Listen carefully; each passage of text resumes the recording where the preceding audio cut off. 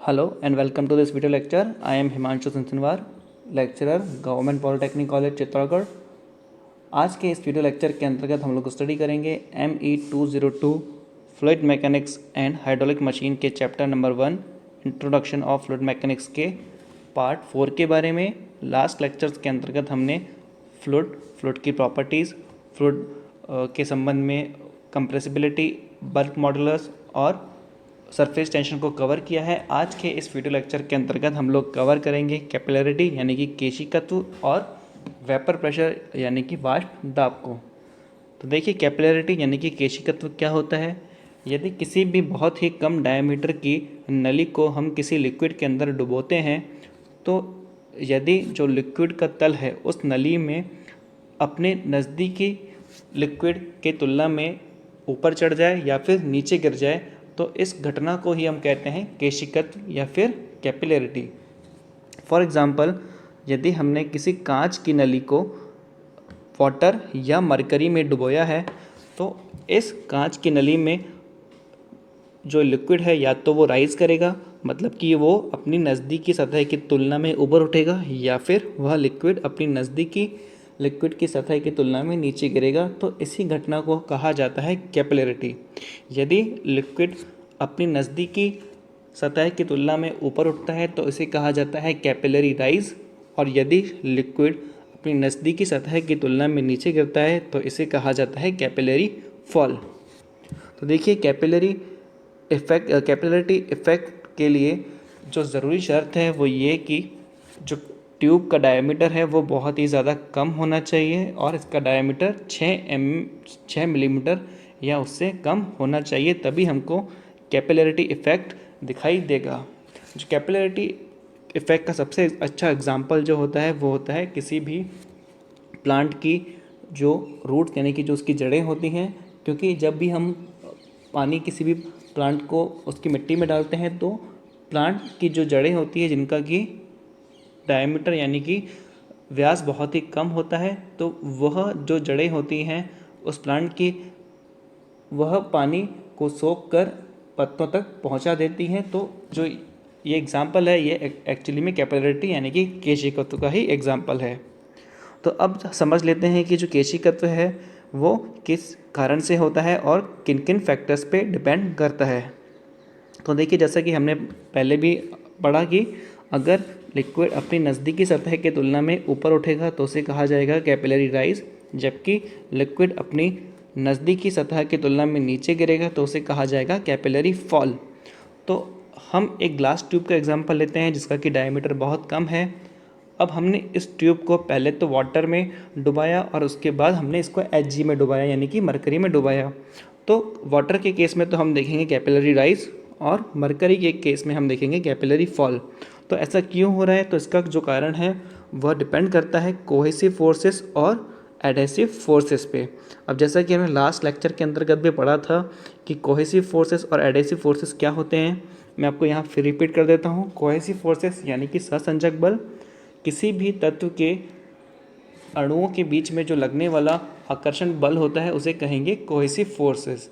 यानी कि अगर हमारे पास पानी एक तत्व है तो पानी के जितने भी मॉलिक्यूल्स हैं उनके बीच में जो आकर्षण बल लग रहा है उसे कहा जाएगा कोहेसिव फोर्स। ये जो फोर्स होता है वो एक तत्व के ही मॉलिक्यूल्स के बीच में लगता है। और बात करें एडहेसिव यानी कि असंजक बल की, तो जो दो अलग अलग तत्व होते हैं उनके मॉलिक्यूल्स के बीच का जो फोर्स होता है उसे कहा जाता है एडहेसिव फोर्स यानी कि असंजक बल। तो असंजक बल जो होता है वो दो तत्वों के मॉलिक्यूल्स के बीच में लगता है।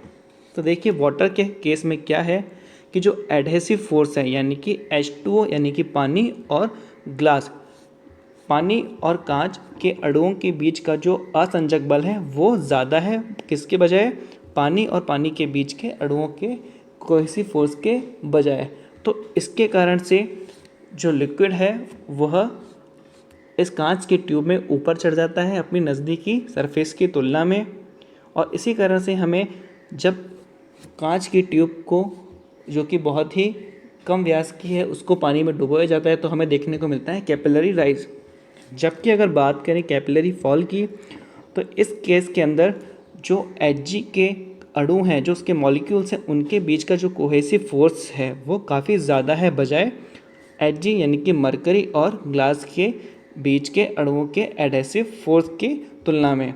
तो इसी कारण से जब भी हम ग्लास की एक कम व्यास की नली को Hg में डुबोते हैं तो हमें देखने को मिलता है कैपिलरी फॉल। तो यही बेसिक कारण है कि यदि लिक्विड के मॉलिक्यूल्स के बीच में जो सहसंजक बल है, जो कोहेसिव फोर्स है, अगर वो ज़्यादा होगा बजाय ट्यूब और लिक्विड के मॉलिक्यूल्स के एडहेसिव फोर्स से तो हमें देखने को मिलेगा capillary fall.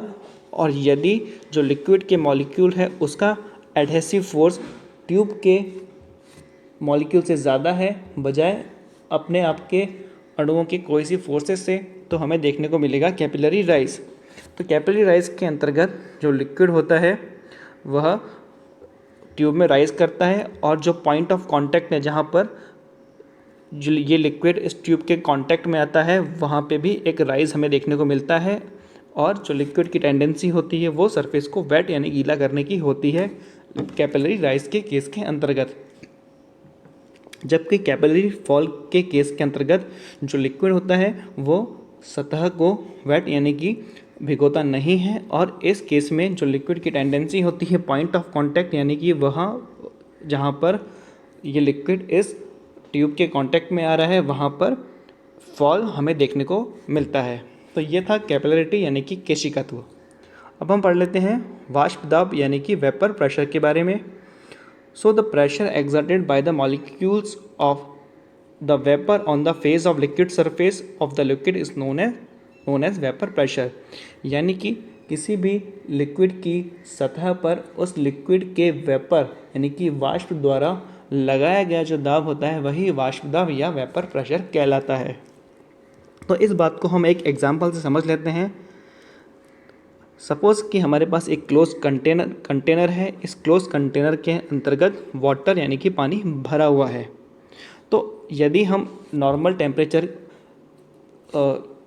Normal room temperature की बात करें जो कि लगभग 25 डिग्री सेल्सियस के आसपास हम माने उसको, तो इस पानी की सतह पर जो दाब लग रहा है वो सिर्फ वायुमंडलीय दाब लग रहा है, क्योंकि इस पानी की जो सरफेस है उसके संपर्क में वायु है और वायु के जो मॉलिक्यूल्स हैं वही इस पानी की सतह पर दाब लगा रहे हैं।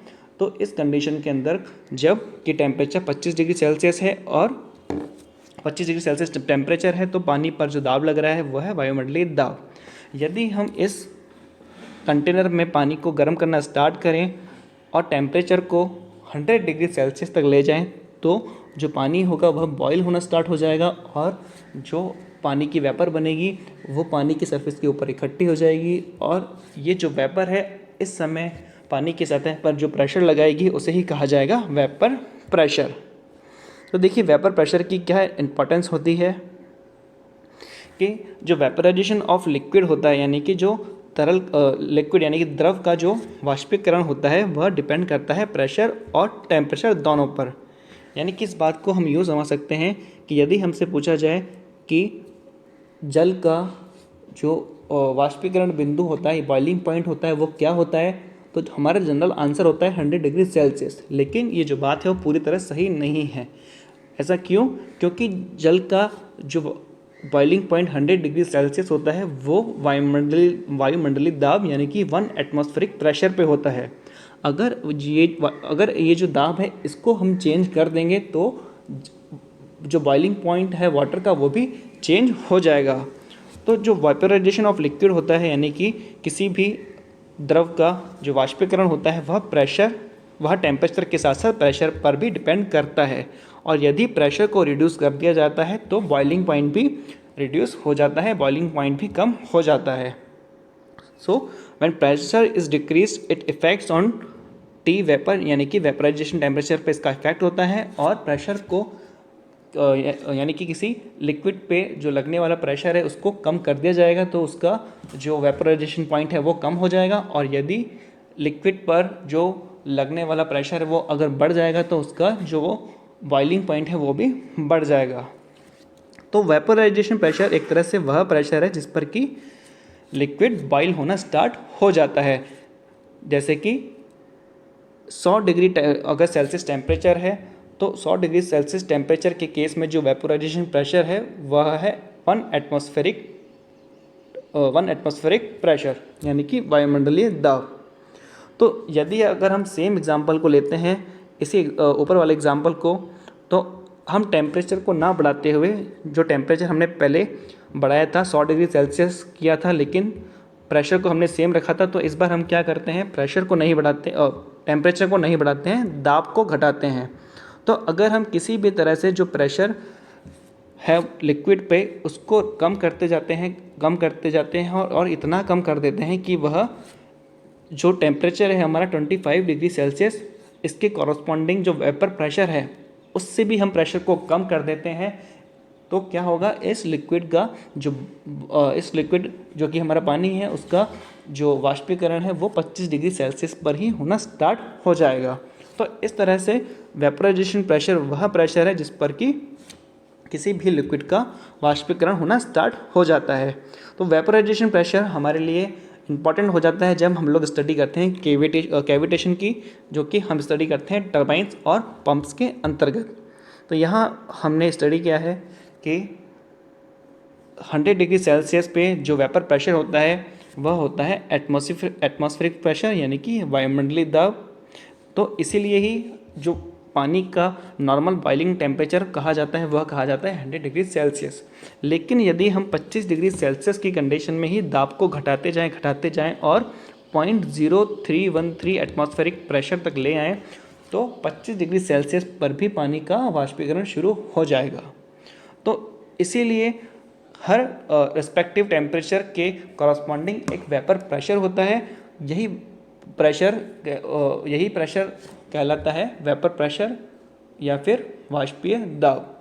सो आई होप इस वीडियो लेक्चर से आपको वेपर प्रेशर और कैपिलरिटी के बारे में समझने में हेल्प मिलेगी। Thank you.